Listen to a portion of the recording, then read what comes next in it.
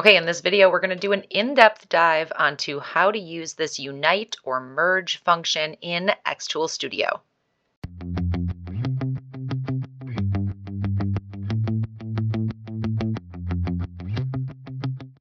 In this video, we are going to go in depth on how to use the unite functions in xTool Studio.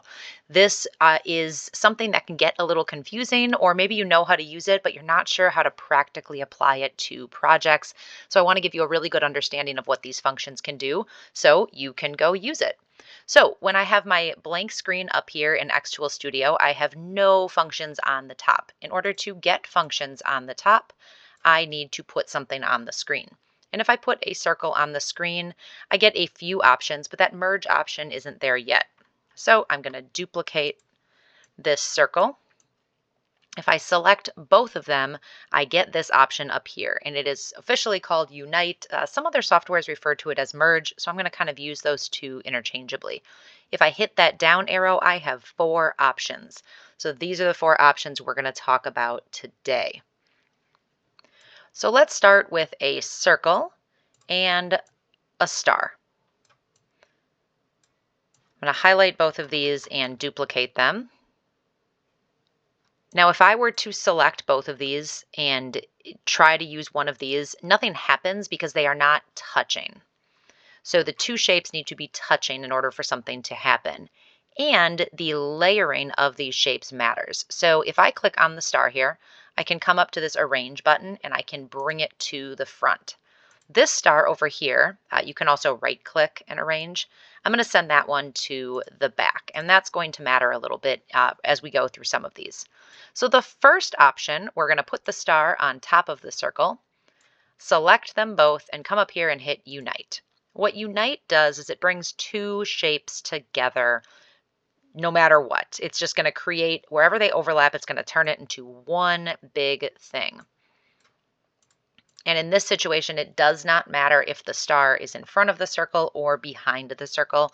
It's going to do the same thing. So now let's layer this again with the star in front of the circle. Highlight both of them, and now we're going to come to subtract. If you look at subtract, there is a little graphic next to it, and it kind of shows you what to expect. So when the star is on top, the star is going to subtract from the circle. And that's exactly what happened here. We have a cutout of the star inside the circle. On this next one, if I send the star to the back and highlight them, the circle is going to subtract from the star. So we have 2 different options here. Right now, these are set to score. The same would be if they were set to cut.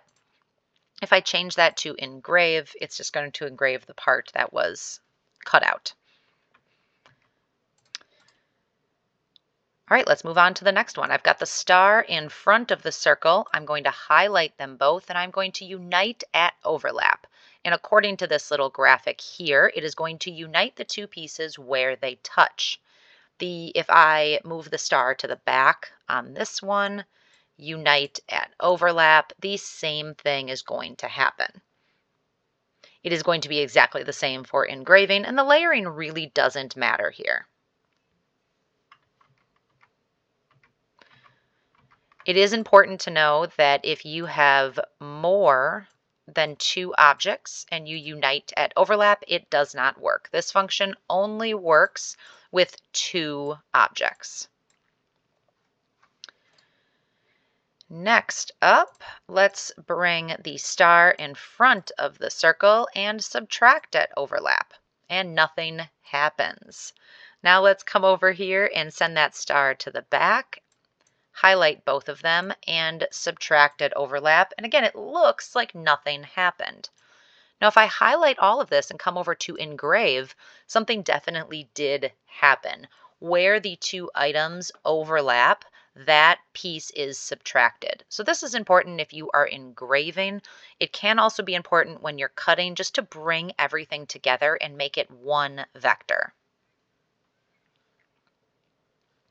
So that is a quick overview of how the unite functions work. The next thing I want to do is show you some practical applications for this. So we're going to keep a circle over here to use later. And over here, I want to put this star inside of this circle. You can also use the align functions up here to center everything. Now I want to make sure that the star is in the front. So I've got the circle selected here, and I'm going to move that to the back. So the star is in front of the back. And what I want to do is cut out the star from that circle. So I'm going to use the subtract function. Then I've got this other circle over here. I'm going to make it just a little bit bigger. And now if we look at this, we can bring this all together and it will cut out as one piece. But I want to turn this into an ornament. So I'm going to pull that outside away, come over to my shapes, and we're going to add a little place for like an ornament hanger up on top here. Now what I want to do with these two shapes is just weld them together completely and make them one shape. So to do that, I'm going to use the unite function. The final thing I'm going to do is just add a little circle to the top so I can put a piece of ribbon in it. Now I'm going to highlight all of this and bring it back over. And I have an ornament. So I could leave it just like this and I could go ahead and cut it out and everything would be fine. But if I went to mess around with this a little bit, none of this is actually connected. It's all separate pieces. So I'm going to highlight everything. Let me just show you something here. If I were to highlight everything, change it to engrave, it's just one big blob right now. So I'm going to subtract at overlap. And what that essentially does is bring all of these pieces together into one vector. And that's really obvious to see when you hit the engrave button. This is one piece all together. So we could go ahead and cut this out and make an ornament. So let's do another simple project here. Let's make a door corner decorative thing, those kind of little wood pieces or acrylic pieces that you might put on the corner of your door. So I am going to start with a long rectangle.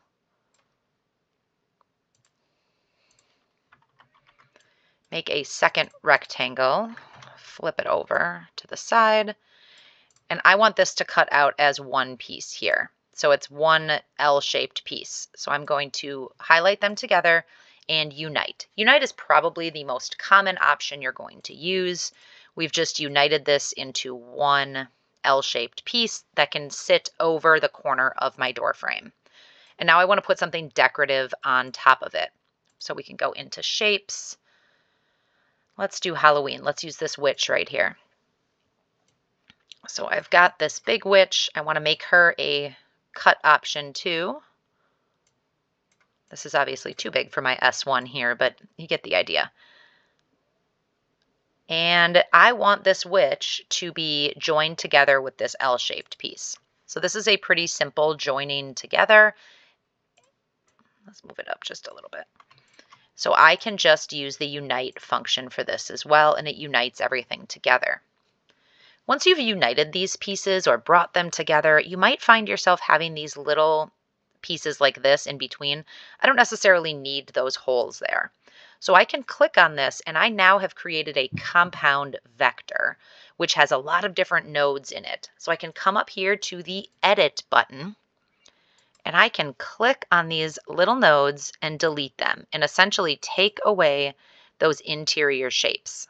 And when I hit done, this is all a very smooth cut piece. So this could make a nice door hanger or a corner door decorative piece for Halloween. And here we only used the unite function. Again, that's going to take you pretty far if you use that function. So now I want to show you something with text. Text is a whole other beast. We're going to type out the word Merry Christmas and find a font here. We're going to use Cookie. And I'm going to make this really big so you can see what's going on here. When we have font, we do not actually have the Unite button up on top here, but we do have a weld button, which acts very similarly. So the first thing I want to do is I want Merry and Christmas to touch. So I need to bring those lines together. We're going to go like 5.3. So really I just want to connect the Y there and the H and the M over here. With everything connected, I can hit weld. And weld acts like unite. It brings all of these little pieces together, so I can essentially cut this whole thing out. The only issue we have here is the dot on the I. So I want to move that dot down to the top of the I. So we need to change this text from text to a compound vector. So I'm going to right click and hit convert to path. So now I have that little node editing up here. I can also edit my compound. So we're going to click on edit compound. I'm going to click on that little dot and I am just going to use my arrow keys here and I'm going to move it down until I feel like they have overlapped. I'm going to hit done. Now I can come up here and release my compound. This gives me a ton of different shapes. Oops. And if I highlight things, I have my unite options back. So I want to bring together the dot on the I and the base of the I. So I'm going to click on the base, which includes all these other items here, hold down shift and click on the dot on the I as well. Then we're going to come up to our unite options and subtract. So what that did is it brought the dot of the I down a little bit so I can cut it. Now I can highlight everything again and we're going to go subtract at overlap. And now I have one big piece that can be cut out altogether. If we look at engrave, you can see that it's all together. Now maybe we want to make this a sign.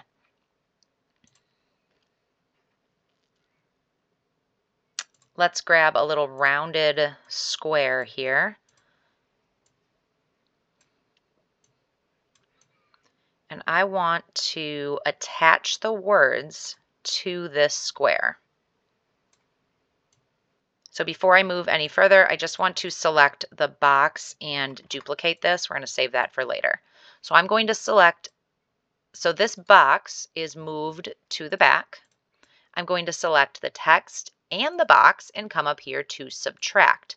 So just like that star ornament, we've cut the Merry Christmas out of the box. Now I can add this second box in.